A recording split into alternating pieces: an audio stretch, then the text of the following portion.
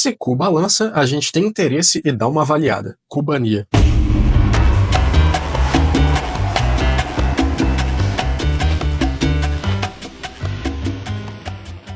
Gente, a Cuba, não Cuba, é uma marca brasileira, tá? Cujo um dos fundadores é um cara muito conhecido aqui de vocês no YouTube, o senhor Leonardo Drummond. E apesar de ele ser o rosto da Cuba, ele também é o homem por trás do maior canal de reviews de fone de ouvido desse YouTubão, o Mind the Headphone. Ah, sim, entendo. Entendo, já vi alguns. Muitos de vocês conhecem o Cuba Disco, né? Fone lançado aí em 2016, sim, já tem quase 9 anos que o fone foi lançado. E sim, gente, o Cuba Disco é um fone, não é uma boate temática cubana anos 70. E nesse meio tempo, o disco teve várias versões, tá? Uma versão lá clássica, a primeira versão, tem um Cuba Disco 2, que é a mesma sonoridade, mas é outra versão.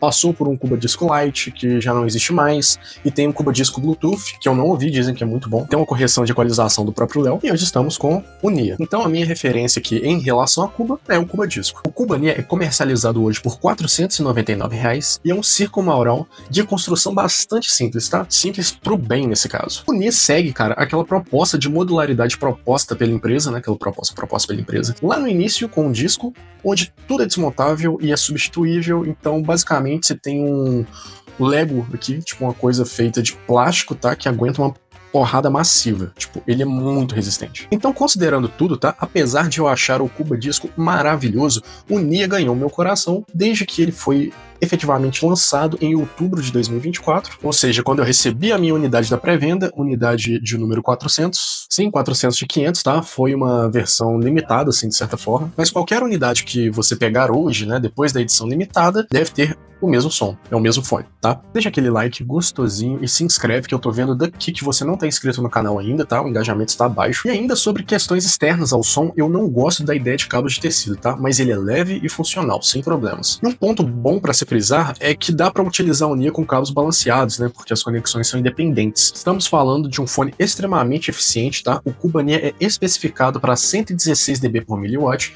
em 1000 Hz, assim como 22 ohms de impedância nominal. E ele é um fone tão fácil de tocar que, ó, com um negocinho desse daqui, que é um Pinguelo Connexant de R$30 no AliExpress, é tipo R$30 com imposto, em medida que por nós entregando 38.9 mW em 25.7 ohms, plugadinho no meu celular, na metade do volume eu já estou pedindo arrego.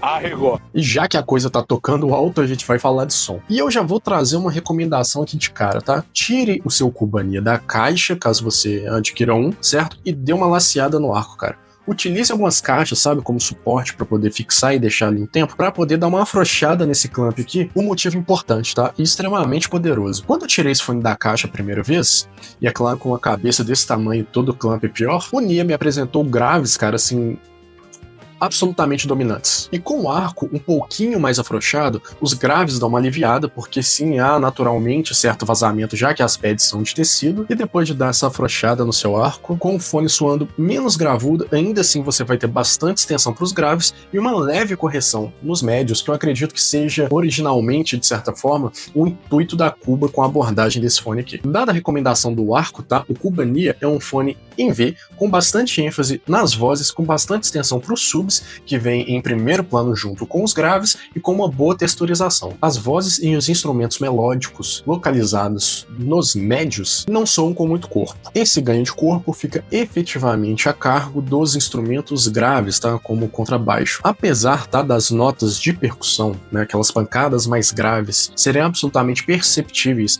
já que o Nia dá uma prioridade à sensação de estrondo pela sua extensão e posicionamento de subs e graves, nós não temos aquela sensação de pancadas muito claras, muito bem definidas, porque não existe aquele enxugamento de médios, que é uma abordagem mais comum hoje em dia nos Chi-Fis. Por outro lado, pegando o lado oposto do espectro, né, e justamente trazendo uma abordagem oposta, os agudos soam mesmo aqui na sua frente, em primeiro plano, apesar de toda a noção de espaço do Cuba ser bem do Nia, ser bem lateralizado, tudo é bem distinguível, tá? E uma coisa que se beneficia beneficia muito dessa característica do Nia são as guitarras distorcidas. As texturas ficam muito boas, com a presença perfeitamente adequada. O Nia, de certa forma, me lembra um in-ear que é famosinho aí no mercado de hi-fi, que é o Let Shure D13, que é um fone, cara, que pode soar bastante agressivo para muita gente, tá? Tem uma sonoridade muito divisiva, mas é extremamente bem executado. E por essas características de tuning, tá, o Nia não vai ser aquele fone super expansivo nas músicas, e isso se reflete pra galera que gosta de jogar. Então eu não acho que seja objetivamente uma opção boa, considerando o preço pra galera que quer jogar. Existem headsets mais adequados, então a gente tem que saber localizar bem aqui. E dentro da família Cuba, tá? O Cuba Disco é algo que eu considero mais de referência para trabalhos profissionais, não no sentido, gente, que eu sei que muita gente espera isso, né? Que a gente recomende um fone para trabalho ou goste de um fone para trabalho, tipo, para mexer com mixagem, que seja um fone neutro, mas não é exatamente isso, tá? Existem outros elementos. O Cuba Disco é um fone que muita gente gosta de usar para trabalhar, gosta de ter ali no escopo da referência, é pela neutralidade. Não é pela neutralidade, mas de alguma forma é um fone extremamente competente. E para esse quesito, não existe essa possibilidade de, entre aspas, né, downgrade, já que o disco está acima na linha, pro Cuba Nia, tá? O Cuba Nia me parece extremamente inadequado para esse tipo de monitoração. Em contrapartida, né, não só pelo conforto, mas pela abordagem que alguns chamariam de divertida, o Nia me conquistou muito, assim, no passar desses meses. Eu uso ele bastante, eu escuto bastante, cara, não ironicamente, música brasileira nele. Um disco que eu adoro escutar no Nia é o Francisco Forró e Frevo, do Chico César, artista maravilhoso. Já na primeira faixa, cara, Girassol, a gente tem uma experiência super imersiva nessa assinatura aqui, tá bom? Com muitas texturas e muita coisa acontecendo assim do seu lado. Parece que a coisa tá um pouquinho mais fechada. E, cara, é uma mistura de vertigem com tanta informação acontecendo ao mesmo tempo, e as texturas, elas estão bem destacadas. Quase que parece que dá pra poder tocar, sabe? No som. Então fica a dica aí pra você conhecer o álbum, caso você não conheça. Eu acho impossível você não conhecer Chico César. Se você não conhece, pelo amor de Deus. E comparado com outros fones, cara, eu confesso que fica muito difícil de posicionar o Nia, tá? Por dois motivos. Primeiro, porque ele é um fone que eu considero de valor médio, tá? Pro brasileiro não audiófilo. Ao mesmo tempo, eu não acho que ele é um fone que tenha apelo pra galera mais ligada à audiofilia, principalmente a galera que tá acostumada com in-ears hi-fis com assinatura mais neutra. Então, para fazer minha recomendação, eu tenho que tocar em um calo. Cara, se você gosta e busca sempre preza por sonoridade mais neutra, esse fone não é para você, tá? Tipo, com todas as letras, esse fone não é para você. Agora, se você tá mais pro meu time, no sentido de não ter exatamente uma restrição de assinatura, tá? Esse aqui é um V muito bem executado e ele fica divisivo mesmo na pegada do T13, né? Eu acredito que em algum nível isso vai se replicar aqui em relação ao Nia.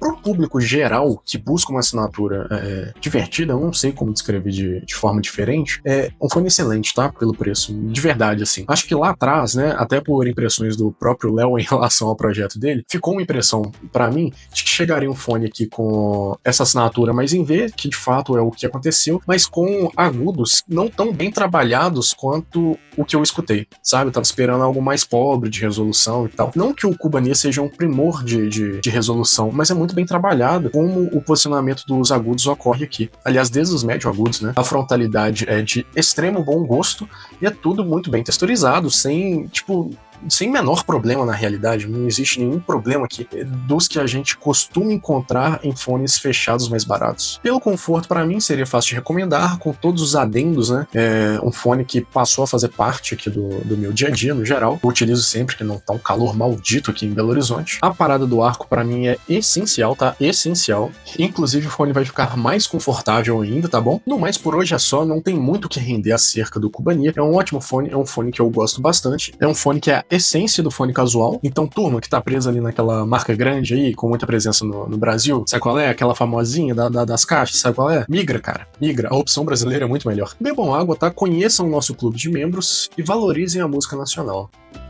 Beijocas.